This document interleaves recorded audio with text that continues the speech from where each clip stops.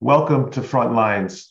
We welcome our viewers from across the United States and Canada, from Europe and the Middle East, from South America and Australia, and of course, from Armenia and Artsakh. We're on the heels of a four-part series that we did on our recent fact-finding mission to Sunik, along with former Armenian human rights ombudsman Arman Tatoyan.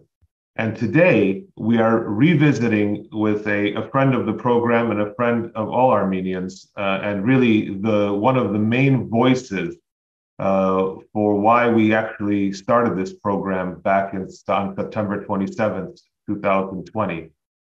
In the last 48 hours have proven very telling for the Republic of Artsakh.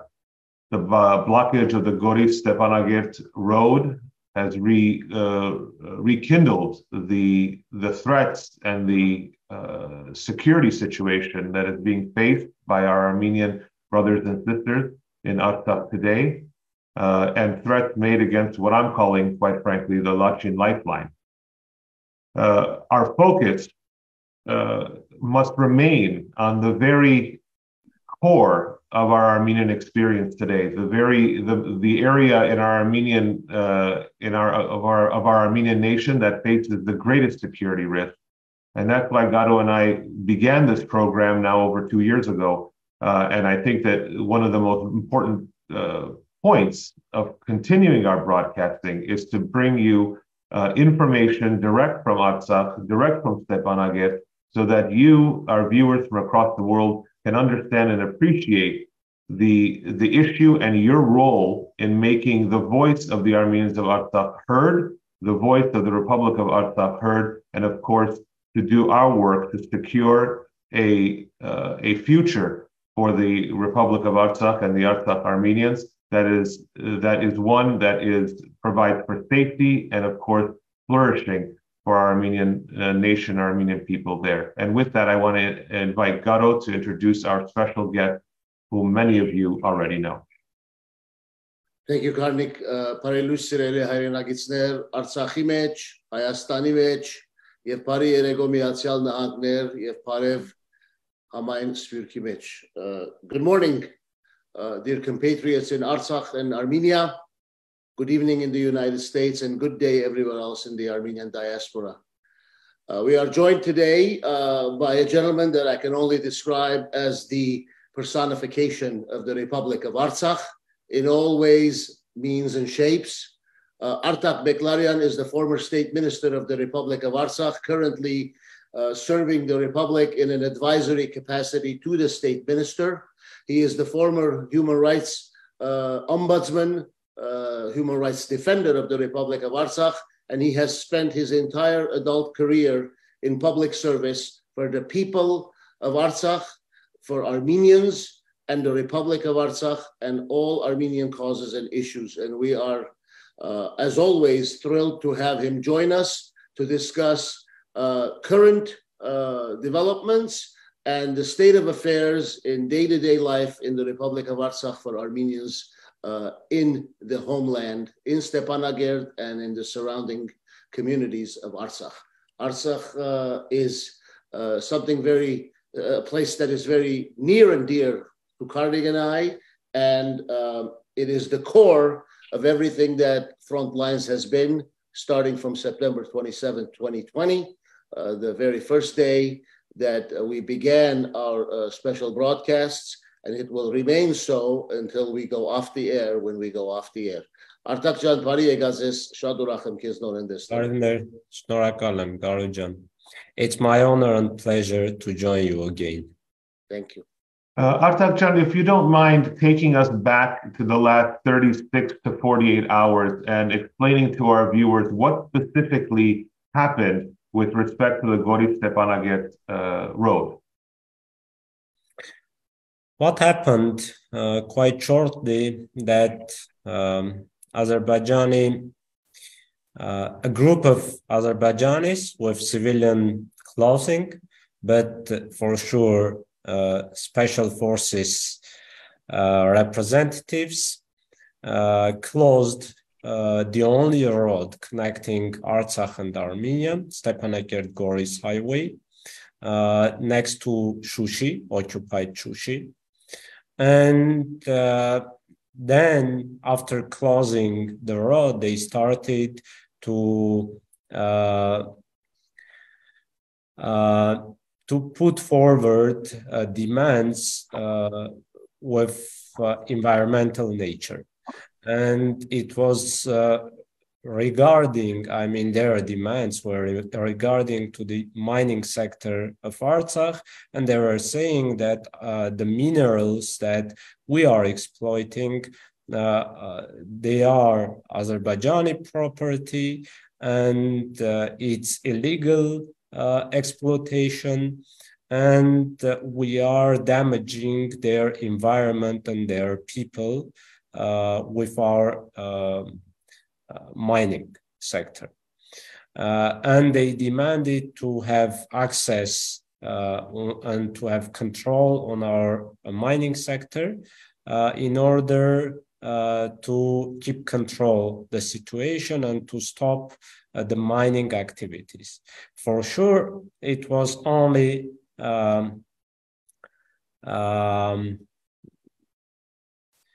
the surface of their goal, and the real goal was to terrorize once again our people, and they have a long-term goal in order to have control on the Lachin corridor and on the road connecting Artsakh and Armenia. And they are using all kind of false arguments. It could be security, ecological, economic, political, legal, etc., in order to take control over our road. And the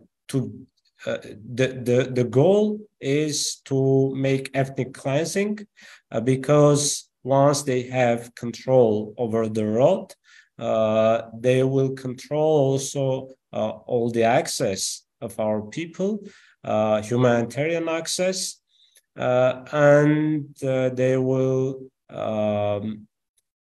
deepen the pressure, psychological pressure over our people.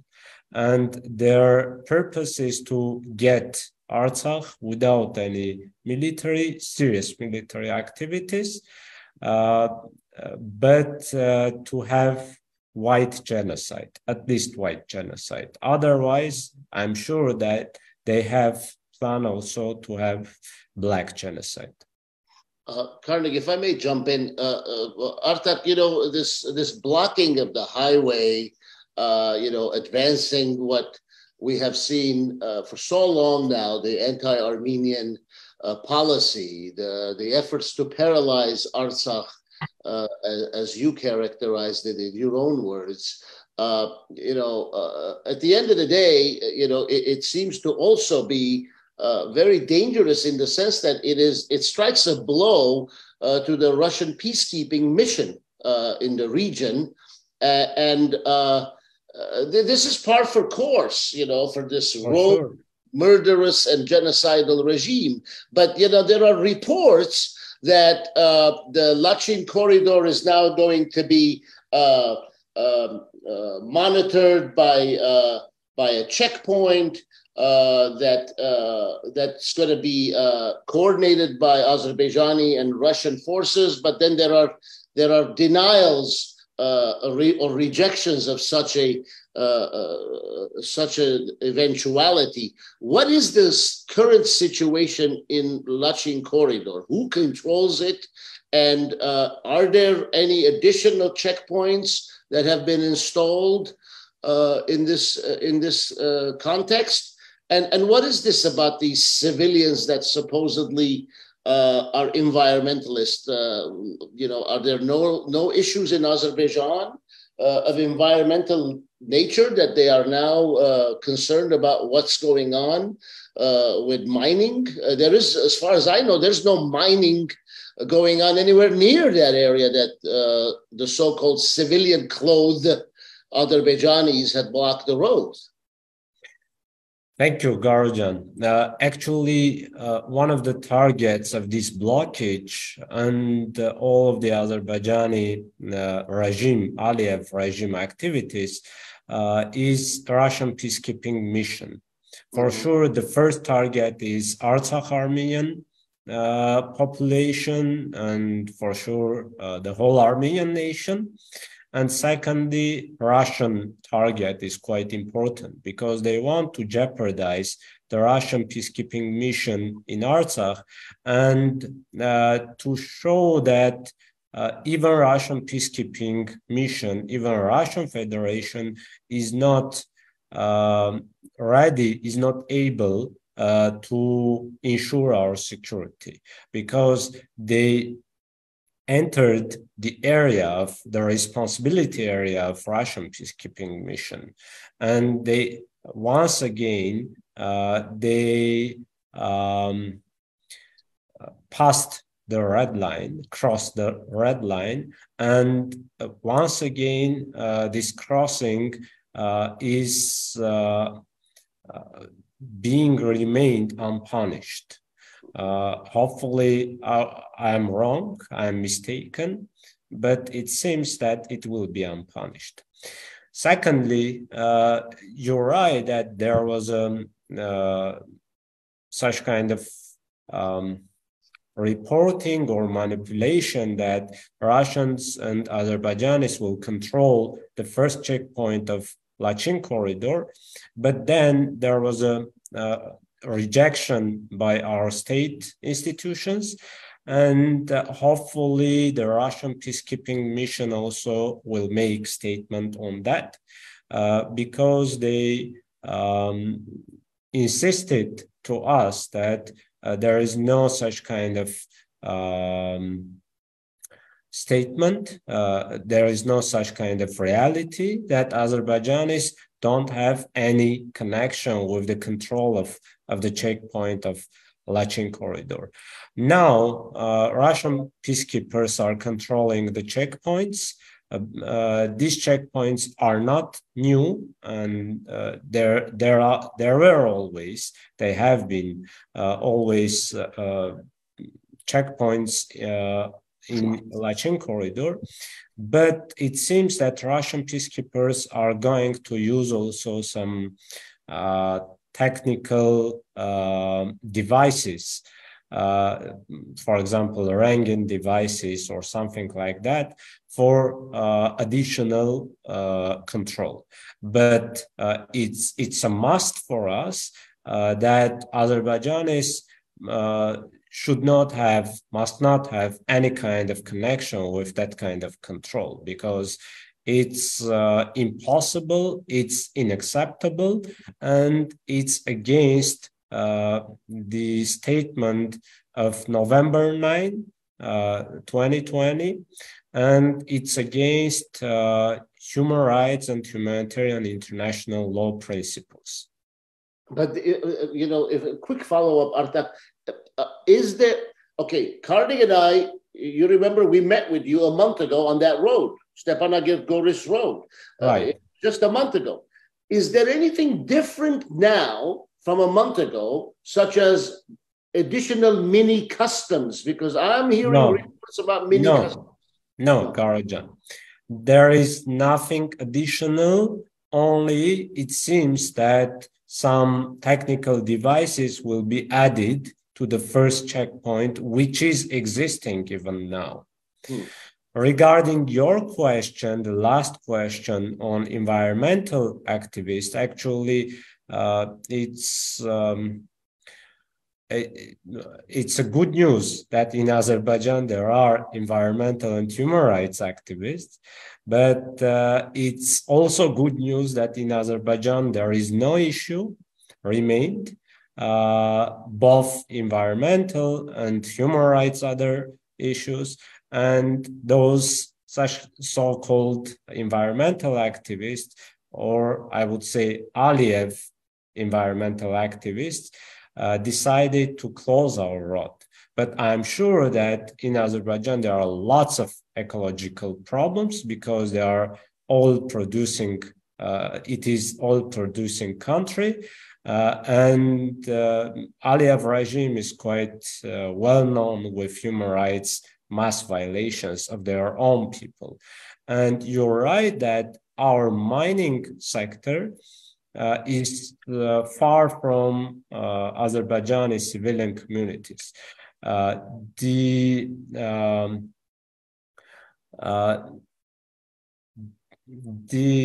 let's say closest community, Azerbaijani community, from our greatest mining complex is 19-20 kilometers far from our mining complex, and there is no connection with water resources. I mean, it's not so close, and they don't have any problem because our mining sector has high level, international level ecological control. Artak, you mentioned something earlier about white genocide and black genocide, the Aliyev's clear policy of ethnic cleansing. This has been a goal that has been, frankly, announced in some respect by the regime itself. And I wanted to ask you, as the weather now turns to the end of fall, the beginning of winter, I'm reminded of the gas pipeline issue that Artsakh faced last winter, and I know that since then we've had the new road, right, has been instituted. What is the status of infrastructure on the new road? What do you envision further antics and attempts by the Aliyev regime to instill more discomfort, terror, whatever else we want to call it, in terms of its intentions to press upon the Armenians in Artsakh of really kind of creating difficult situations for them as the weather turns. What else do you expect, and what is the state doing to protect itself against those types of incursions?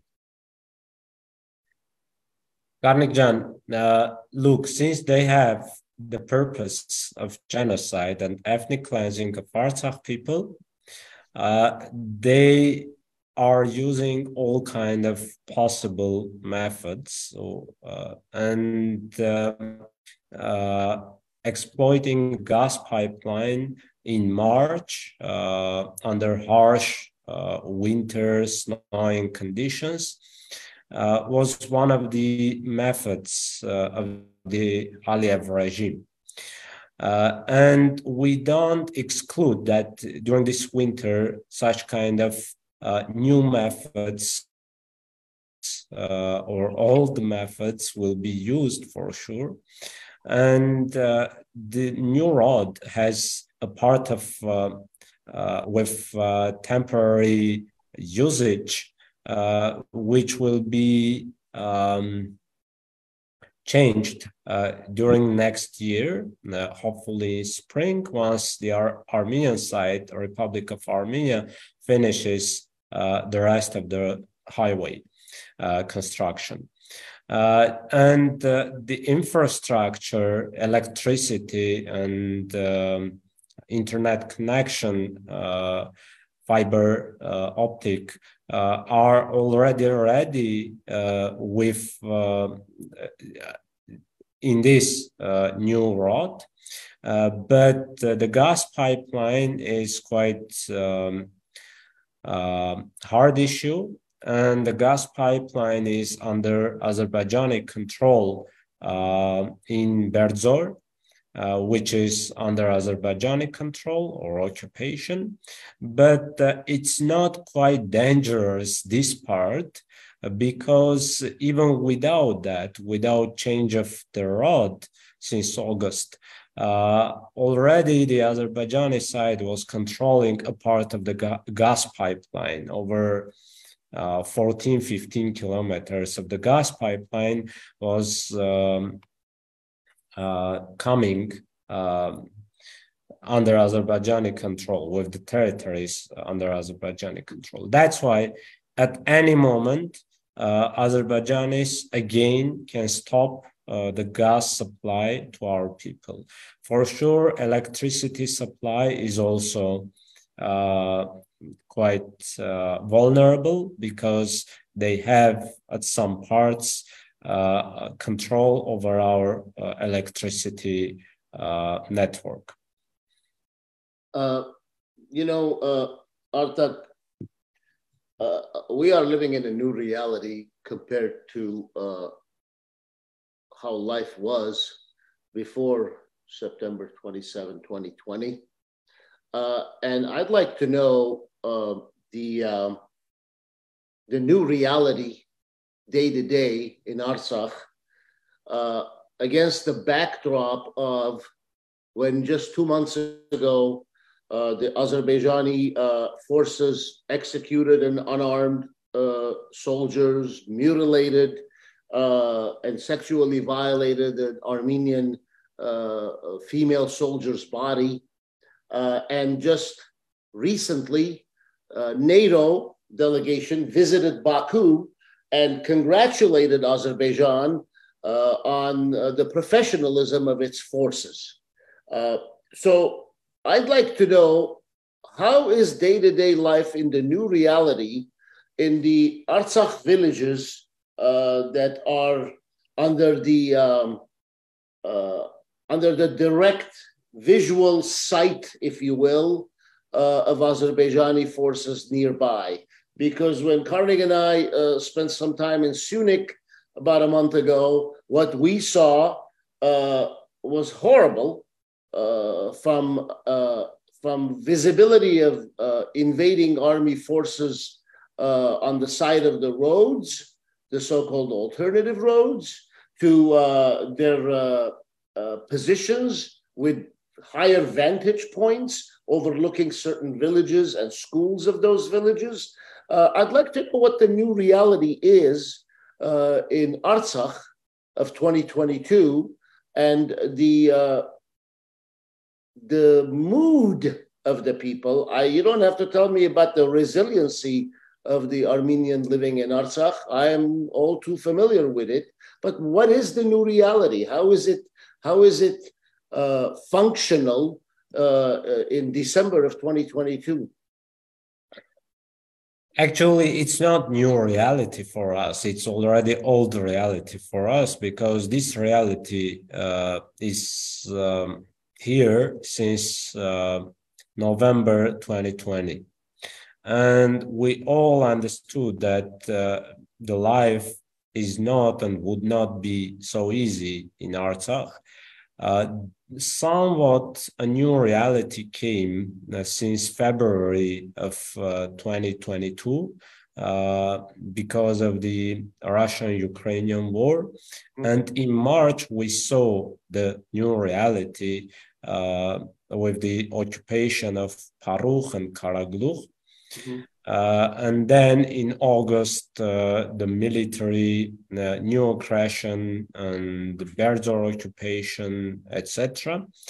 And that's why we think that, especially now, when Russia is quite busy in Ukraine, when Russia is much more vulnerable, and there is much more tension between Russia and the West, Turkey and Azerbaijan are taking a chance of this situation, and they are trying to accelerate their plans regarding to Armenia and Artsakh. And that's why they are much more aggressive against Armenia and Artsakh. And we saw that's why March, August, September aggressions, and we are seeing also new escalations now in December. I think our people understand, at least in Artsakh, that we are vulnerable, but it's not unsolved situation.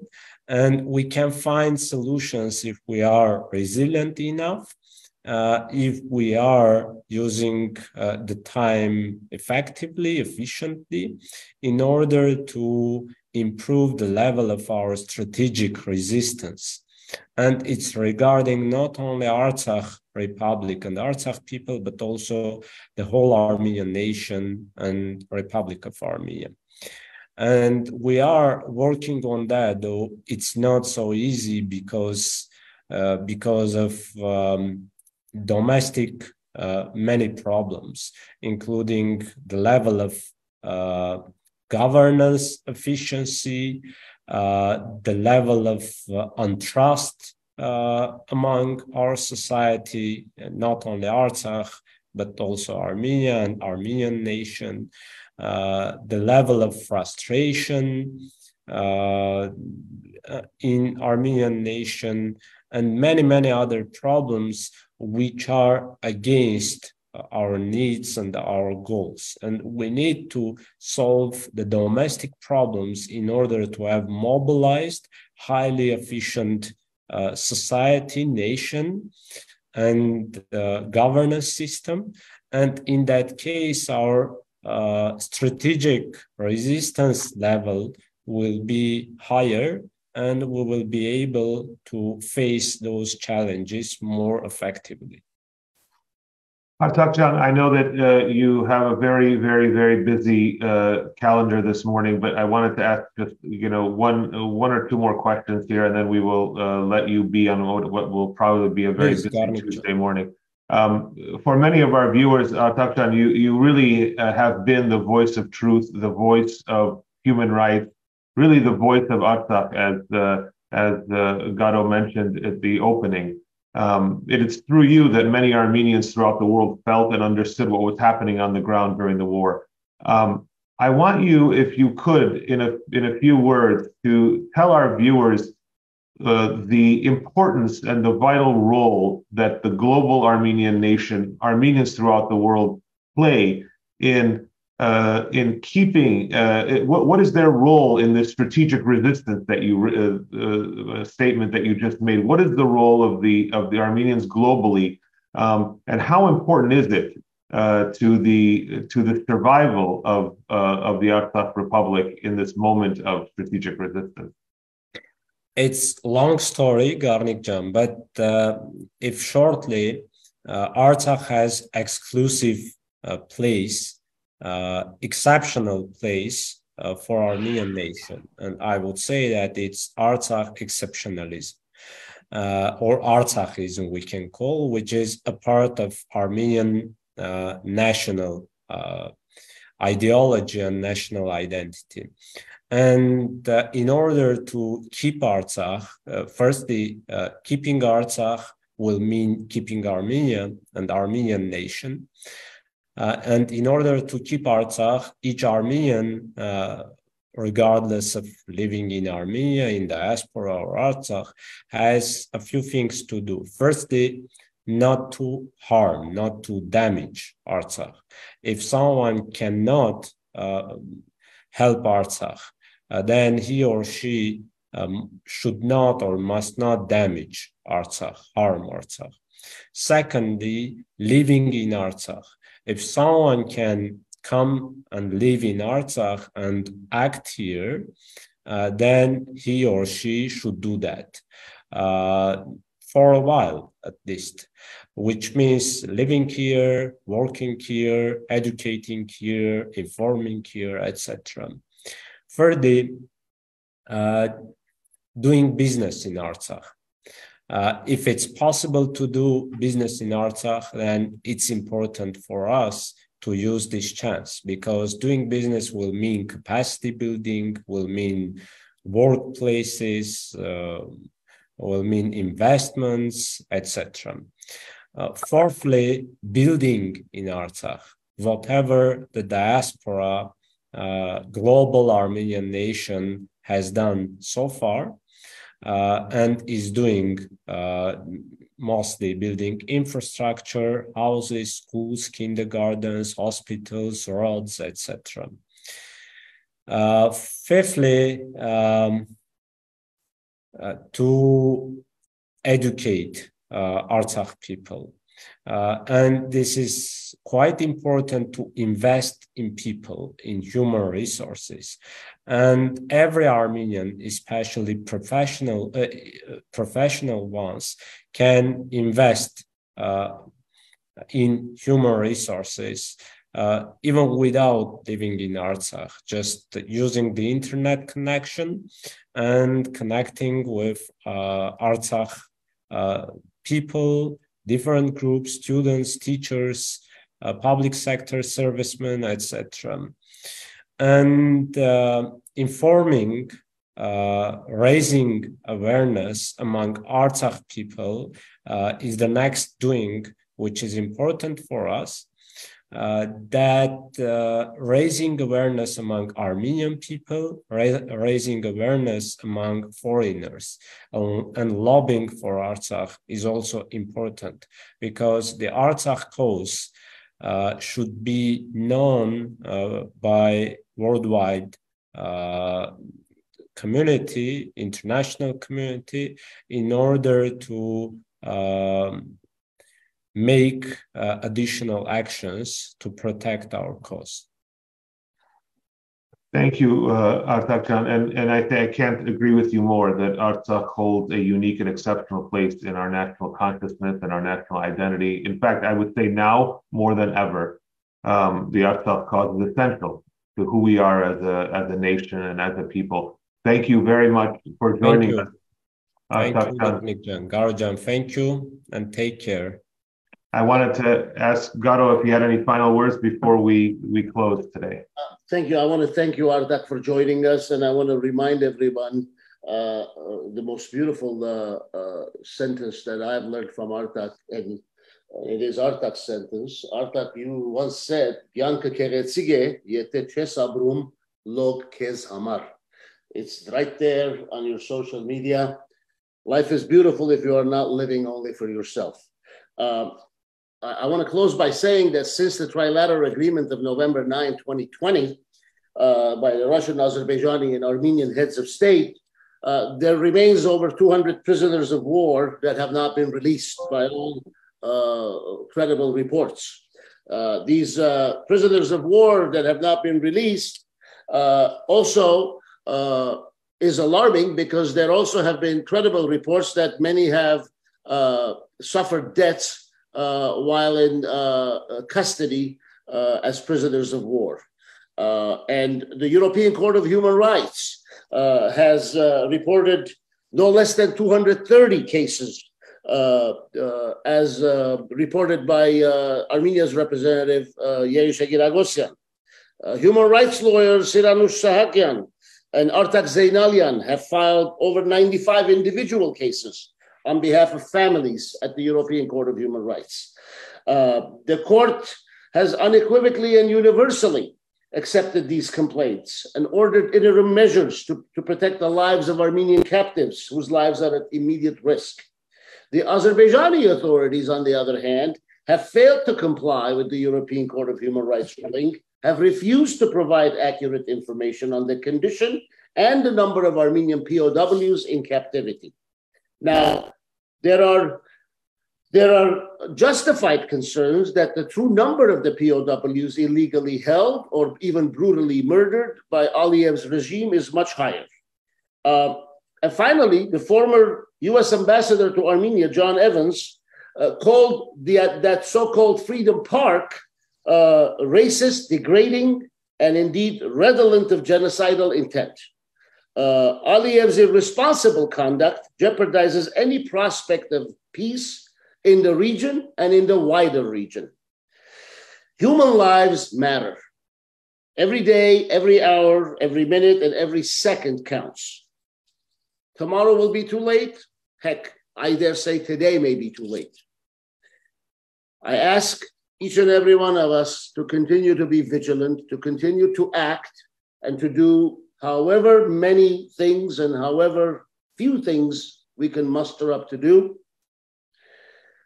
to secure the release of all the Armenian prisoners of wars and captives, and the victims of unlawful torture, barbaric and mental abuse.